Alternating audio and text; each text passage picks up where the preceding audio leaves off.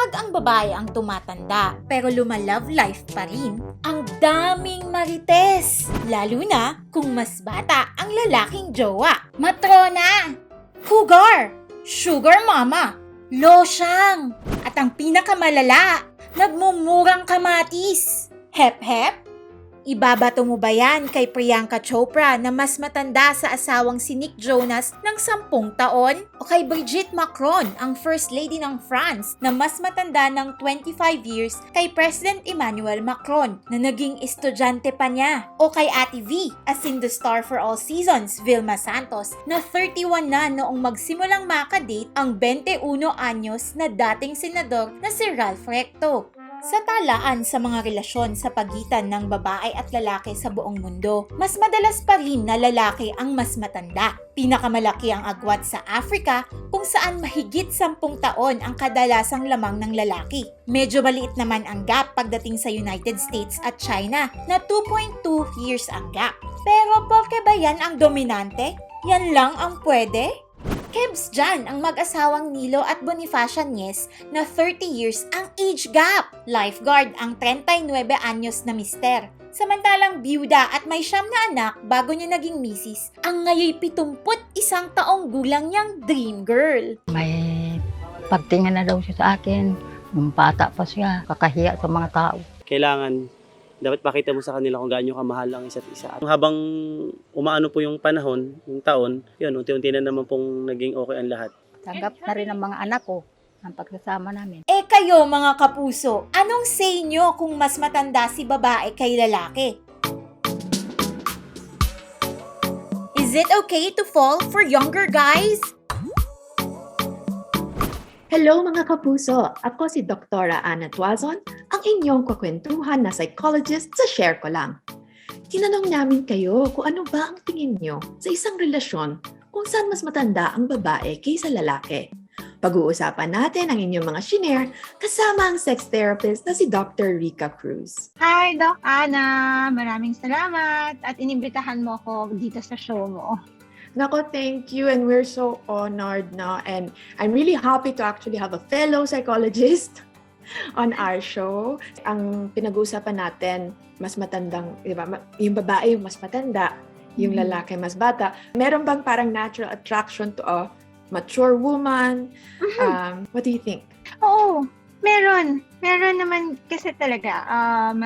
Merong attraction to authority na parang, or this person can actually help me learn, di ba? And when you say mature, parang there are men who don't want to think about having a family anymore. They don't want that concern na, ay, mabubuntis ko to. Di ba? So, it's better for them to be in a relationship with an older woman. When they want to be with someone who's again more mature, more established, and more stable in her life, and there's nothing wrong with that. Same way with vice versa. If it's an older man, there are women who say that okay, mas okay siya kasi okay na siya sa buhay niya, hindi na siya naghahanap ng kanyang meaning in life, so mas stable and mas secure. So yun yung nagiging attractive for them. Maraming mga interesting na opinion ang ating mga kapuso tungkol dito sa topic na ito. And I'd like to talk to you about them.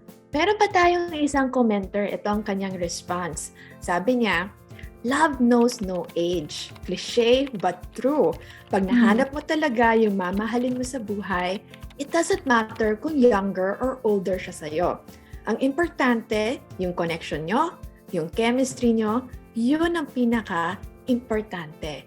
So, I'd like to think as a sex therapist, you're an expert in chemistry in a relationship. Oh yes, yung chemistry, how you exude energy towards each other. Kasama yun sa attraction. Paano nga ba ito nakaka-apekto in terms of like age gap in the relationship? Now, if you're a person who's not attracted to like older looking people, edi mahihirapan ka to be sexually aroused or to be intimate with your partner. Doon pwede magkaroon ng issues. O kaya, kapag may mga sexual functioning, meron kasing iba na kapag tumatanda na, yung sexual functioning nagdi-decline. Pero, hindi palagi Kasi, meron namang mga kababaihan na habang tumatanda, mas nagiging charged ang kanilang sexual functioning. Merong mga studies na mas sexually charged sila as they age because they don't have to think about giving birth. They don't have to think about taking care of their kids. Usually kasi matatanda na yan. So wala na talaga silang ibang iniisip but themselves. Meron kaming nakikita sa, ng mga terminologies that people use, no? And I find, pag Tagalog talaga, mas visceral ang slang, no? Kasi, for example, meron isa, may asim pa. Now, personally, as a woman, it's a little bit parang, prutas ba ako? Nagmumurang kamatis. Yan, ganyan. Usually, and that's usually reserved para sa babae, di ba? We don't say that sa lalaki. So, what's up with that? Galit no? Alam mo, women, ang hirap maging babae. Kasi diba, in terms of our sexuality, we're always put into boxes depending on what society expects from us. Because they want to control our that it's part of the narrative to control our bodies and ourselves. Right? So, kapag matanda ka, may asthma ka pa, o kaya nagmumurang kamatis, and these all have negative connotations. Parang you're not supposed to be doing that. Ano ba yan? Nagmumurang kamatis ka. Kapag bata ka naman, di ba, yung parang, you're pure, you're birhen ka pa, di ba? Hindi ka pa nagagalaw, mga ganyan. I really feel that these terms are being used to put us into these boxes so that society can control our bodies easier. For example, if you're a woman, tokpo ka na agad. O kaya malandi ka. Yung mga ganitong sinasabi, kasama yun dun And you think, in a relationship na mas matanda ang babae, usually kasi, di ba, pag tinitingnan natin yung power balance, usually ang mas matanda ang may power. Pero meron din tayong tinatawag na intersectionality. Meaning, kahit mas matanda ka, pero ikaw yung babae at siya yung lalaki, it doesn't always mean, di ba, that the older woman is more powerful in that relationship. It's not really about the age. It's about how these people in relationships use their power over each other. And under each other, over and under, di ba? And if they're okay with the dynamics of the relationship, regardless of the age, maliban na lang kung minor de edad yun, we're talking about two consenting adults. So, meron ka lang sarili mong pag-iisip, kaya mo nang mag-desisyon, depende sa kung anong nakikita mo, then, kung okay sila sa nangyayari in the relationship, and they can deal with the power that they have over each other, and there's nothing wrong. It's not really about the age. Let me share yung isang commenter din, no? I think, ilalabas niya. Sabi niya, basta may pera si babae at hayaan lang si lalaki sa gusto niya, may forever yan. Wala sa age yan, sa faithfulness and good heart sapat na. Maraming taong sa ngayon, sa bulsa na lang nakatingin. Yung isa naman, depende po yun sa relationship. Kung ito ay nag-work naman, give and take, or mas makatulong ang matrona sa mas bata sa kanya. So, mayroon stereotype na may kinalaman ng pera. Di ba? Parang suddenly pera is a big factor in a relationship. Even the term matrona. Merong assumption, and I think it's a misassumption, na porque older ka, nagsusustento, di ba? Nagpapaaral ka ng boy-toy, parang mga ganyan. Minsan, hindi lang sa age gap yan nakikita. Diba?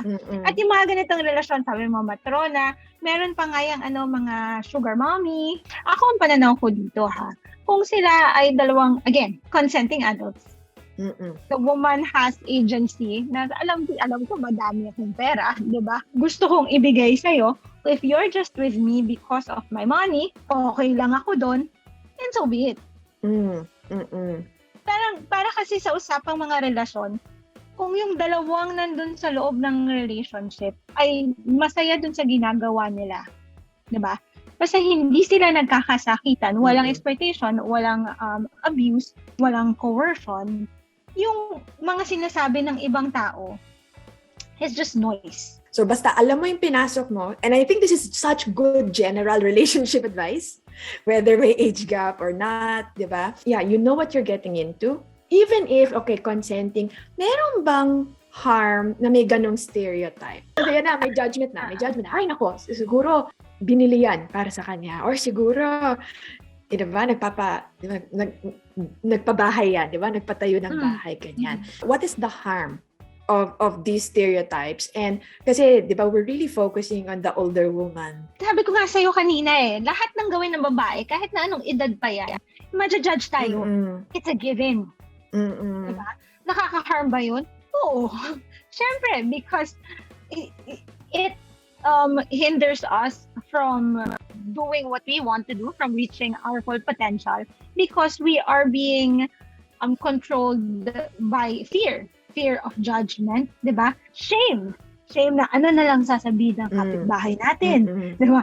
Ano na lang sasabihin nung sa kanto, bakit ganyan ka? Bakit ka nagbabahay ng mas bata? Di ba? May mga ganon. Nagkakaroon tayo ng parang hindi naman natin kailangan na guilt and shame from doing what makes us happy, from doing what we want, from living our lives. I hear sometimes is, for the girl, di ba? Ang tanda-tanda mo na, but nagde-date ka pa? Di ba? Kunyari, nagka-marriage na, di ba? Nabiyuda na, etc. Sa kanila, I'm too old na, tapos na yon. Lipas na. So parang, wait. So, why is it that we feel, or some women, ako naman, I say some women feel, pero really, it's society making them feel that way. May expiration date. At a certain age, hindi na dapat pinag-iisipan, hindi na dapat ginagawa. May ganon. I'm sure you will disagree with this, di ba? Na dapat wala ng sex life pag matanda. Lalo na sa babae. Diba? Ito lang. But sex is good. Sex is so good, and I think, as adults, we should be free to enjoy it. And parang use it for us to be healthier and happier. Babalik ako dun sa narrative ko na they want to control women's bodies. Bata ka, hindi mo pwedeng gawin. Walang sex pag bata, walang sex. Aral lang, di ba? Bakit? Kailangan ganon. Magdamit ka ng maayos, ganyan. Tapos, the moment you marry, diba sasabihin pa nga yun, pag nagpakasal ka, kailangan lahat ng gusto ng asawa mo, gagawin mo, ha? Kapag sex, hindi ka pwedeng humindi. But the moment you marry, there's a switch. It's like, what is going on here? Tapos, the moment na pagtapos ka ng mga anak, na-fulfill mo na yung duties mo as a woman, as a mother, wala na ulit. Bawal na ulit. So, parang hindi ka na pwedeng mag-date, hindi ka na pwedeng makipag-sex kasi parang kadiri na yan. I know that you have this, diba, this grounded theory approach study about the wife, the mother, and the slut, sexual pleasure for Filipino women. I can only imagine my mom's generation is already, what are you saying?